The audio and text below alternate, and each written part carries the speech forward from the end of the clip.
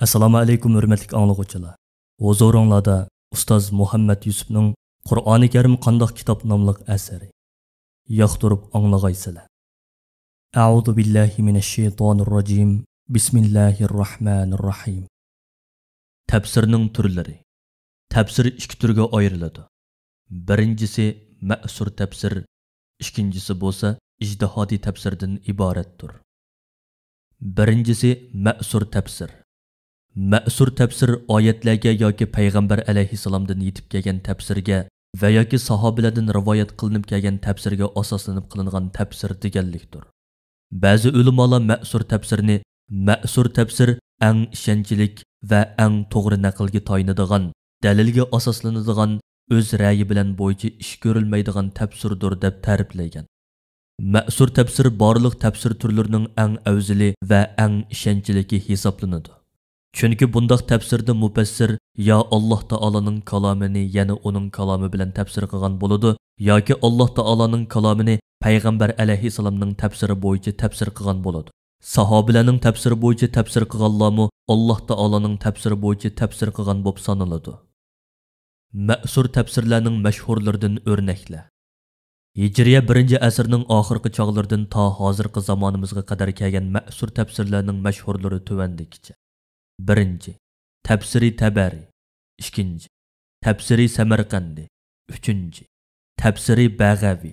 To'rtinchi, Tafsir Sa'labi. Beshinchi, Tafsiri Ibn Atiya. Oltinchi, Tafsiri Suyuti. Yettinchi, Tafsiri Ibn Kasir. Sakkizinchi, Tafsiri Sa'labi. To'qqizinchi, Tafsiri Shavkani. O'ninchi, Tafsiri Shinqiti. İkincisi, ijtihodiy tafsir. İjtihodiy tafsir Qur'oni Karim oyatlarini o'zlarining aqliy kuchi bilan ijtihod yo'li bilan tafsir qilish usuli bo'lib, bu xil tafsir ikki turga bo'linadi. Biri qabul qilinadigan tafsir, yana biri qabul qilinmaydigan tafsirdir. Qabul qilinadigan tafsir Qur'oni Karim oyatlari bilan payg'ambar alayhissalomning hadislariga tayangan tafsir bo'lib, mufassirning arab tilini pishiq biladigan, bu tilning qoida va uslublarini yaxshi biladigan, shariat prinsiplarini va ahkomlarini obdan biladigan bo'lishi shartdir. Mufassir bu yerda oyatlarning ma'nosini tushunish uchun barcha aqliy va ilmiy kuchini sarf qiladi. Arab tilidagi va shariat ilmlaridagi mahoratini joriy qildiradi. Ba'zi ulamolar bu xildagi tafsirni payg'ambar alayhissalom Abdullah ibn Abbos radhiyallohu anhumaga Alloh taoladan tilagan tafsir turi bo'lishi mumkin deb qaraydi.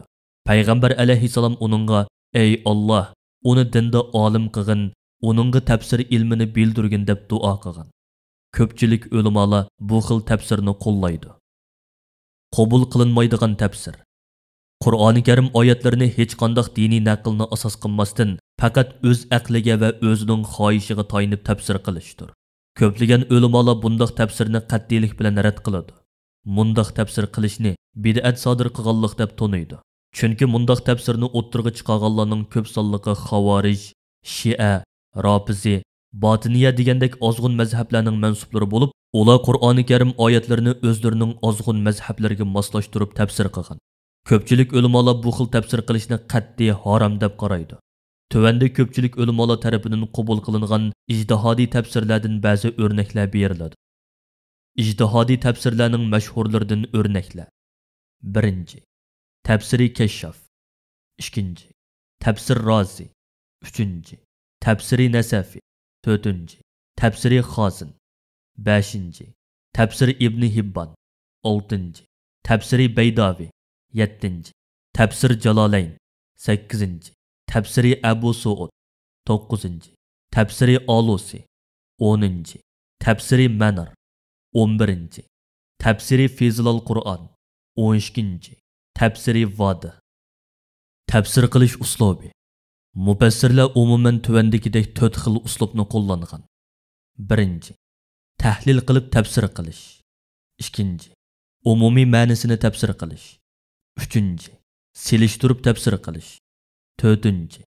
Mavzularga bo'lib tafsir qilish. 1. Tahlil qilib tafsir qilish. Tahlil qilib tafsir qilishda mufassir oyatlarni Qur'oni Karimdagi tartibi bo'yicha tafsir qilib, oyatdagi har bir kalima, har bir jumlani grammatika, stilistika tarafdan inchiki tadqiq qiladi. Har bir oyatning tushish sababi uningdan ilinadigan shariat hukmi va umumiy ma'nisi qatorliqlar taraflarini tafsiliy bayon qiladi. Shaksizki, mundaq tafsir qilish uslubi eng qadimiy uslub bo'lib, tafsir yezish ishi boshlangan dastlabki chog'larda mushundaq tafsir qilinadi. Bu xildagi tafsirlarning mashhurlari: Tafsiri Tabari, Tafsiri Xozin, Tafsiri Sa'labi, Tafsiri Vohidi, Tafsiri Bag'avi, Tafsiri Ibn Atiya, Tafsiri Shavkani, Tafsiri Ibn Kasir qatorliqlardir. Bu usuldagi tafsirlar ba'zi ixcham, hatto bir tomliq, ba'zi cho'ng hajmlik, hatto 30 tomliq bo'lib chiqqan. Ikkinchi, umumiy ma'nosini tafsir qilish. Oyatlarning umumiy ma'nosini tafsir qilishda mufassir Qur'oni Karim suralarini bir qancha parchaga bo'lib chiqib, har bir parchaning ma'nosini tushunishli so'zlar bilan ochiqlaydi va uning umumiy tafsirini qiladi. Bu xildagi tafsirlarning mashhurlari Tafsiri Sa'di, Tafsiri Nasiri, Tafsiri Shaltut qatorliqlardir. Uchinchi, selishtirib tafsir qilish. Selishtirib tafsir qilishda mufassir bir yoki bir qancha oyatni tafsir qilish uchun shu mavzuda kelgan oyatlardan, hadislardan, sahobalarning so'zlaridan, tabiin ulamolarning so'zlaridan va mufassirlarning ko'z qarashlaridan iborat dalillarni to'playdi. Ondan bu dalillarning o'rtasida selishtirish ilib boradi. Ko'z qarashlarning qaysi kuchlik, qaysi ojiz hammani ko'rib chiqadi. Ondan dalili eng kuchli bo'lgan ko'z qarashni tarjih qiladi. Bu xil tafsir qilish uslubining maydoni keng va turlari ko'p bo'ladi. Bu xil tafsirda oyat bilan hadisni selishtirib chiqish orqali oyatdan maqsad qilingan ma'noni o'ttirg'i chiqaradi. Hatto ba'zida oyat bilan Tavrat tekstlarini selishtirib chiqish orqali Qur'oni Karimning afzalligini o'ttirg'i chiqaradi. Ba'zida mufassirlarning biri oyat ustidagi bayonlarini va har birining keltirgan dalillarini bir-biriga selishtirib chiqish orqali dalili eng kuchli bo'lganini kuchlantiradi. Bu xil usulda yozilgan tafsirlarning eng tunjisi Tafsiri Tabaridir. Bu xil selishtirish uslubida yozilgan asarlarmi ko'pdir. Doktor Murris Bukayning Qur'on, Tavrat, Injil va ilm nomli asari, Ibrohim Xalilning Tavrat, Injil va Qur'onda tasvirlangan Muhammad nomli asari buning misoli. Sallallohu alayhi va sallam. 4. Mavzularga bo'lib tafsir qilish. Bu uslubda mufassir oyatlarni Qur'oni Karimdagi tartibi bo'yicha tafsir qilmay, o'zi to'xtalmoqchi bo'lgan mavzuda kelgan barliq oyatlarni to'plab chiqib, shu oyatlarni tafsir qilish orqali bu oyatlardagi o'rtaq maqsadni va shariat ahkomlarini o'ttirg'i chiqaradi. Bu xil uslubda tafsir qilish payg'ambar alayhisalomning zamonidan boshlangan bo'lib, zamonimizda davomlashmoqda. Ammo at-tafsirul mavdu'i degan bu atalg'u Hijriya 14-asrdan beri qo'llanilib kelmoqda.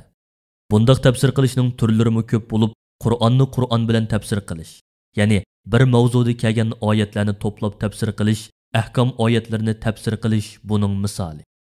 Mavzularga bo'lib tafsir qilish usulimi har xil turda bo'lgan bo'lib, ular tuvandikicha. 1. Qur'onni Qur'on bilan tafsir qilish. Bir mavzuda kelgan barliq oyatlarni to'plab, bu oyatlarni bir-biri bilan tafsir qilish usuli tafsir qilishning eng yuqori darajalik usuli bo'lib, buning foydasi ko'p va fazilati yuqoridir. 2. Ahkam oyatlarini tafsir qilish. Amal, ibodat, muomala, qonun tuzum, oila, jamiyat qatorliq fiqh masalalari bayon qilingan oyatlarni tafsir qilish usuli qadimiy usullardan bo'lib, bu mavzuda yozilgan asarlarning mashhurlari tuvandikicha. Alloma Abu Bakr Qurtubining Ahkam oyatlarining to'plami nomli asari.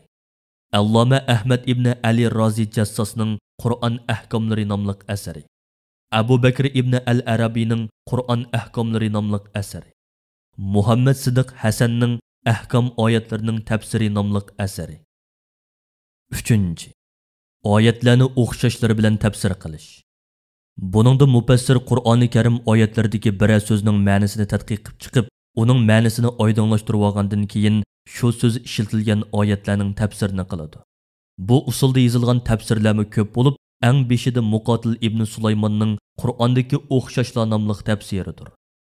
4. Tafsir tadqiqoti. Bu xil tafsirda mufassir bir mavzudagi barliq oyatlarni to'plab chiqib, shu mavzuda tafsir yozish. Masalan, ma'nosi amaldan qoldirilgan oyatlar, qasam, ma'nosi muayyan emas oyatlar, qissalar qatorliqlardir. Bu usulda yozilgan tafsirlarmi ko'p bo'lib, mashhurlari Abu Ubayda Al-Qasim ibn Salamning Qur'ondagi amaldan qoldirg'uchi va amaldan qolg'uchi oyatlar nomli asari. Alloma ibn Qutaybaning Qur'ondagi ma'nosi muayyan emas oyatlar nomli asari. Alloma Mawardining Qur'ondagi qissalar nomli asari. Alloma ibn Qayyim Javziyning Qur'onning bo'laklari haqida bayon nomli asari.